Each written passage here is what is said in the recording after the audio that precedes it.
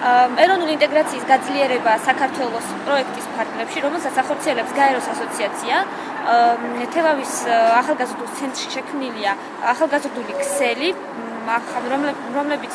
რომელიც მოიცავს ახალგაზრდების გარკვეულ ნაწილს. სხვადასხვა თემატური ჯგუფის წარმომადგენლები დღეს ეწვნენ თელავის რაიონულ სასამართლოს, სადაც დაესწრებიან პროცესს, რომელიც სისხლის სამართლით კუთხით განიხილება.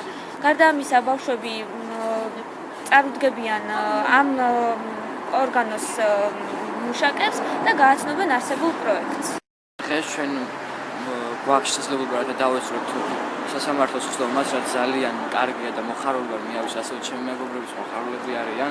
ამის შესაძლებლობა მოგცეთ თელავის განათლებისა და დასაქმების ცენტრმა და ჩვენ გვაქვს დღეს შესაძლებლობა, რომ გავისმოთ სასამართლოს წესდებას და ასევე თუ როგორ ხდება სასამართლოს ზოგადად ჩატარება.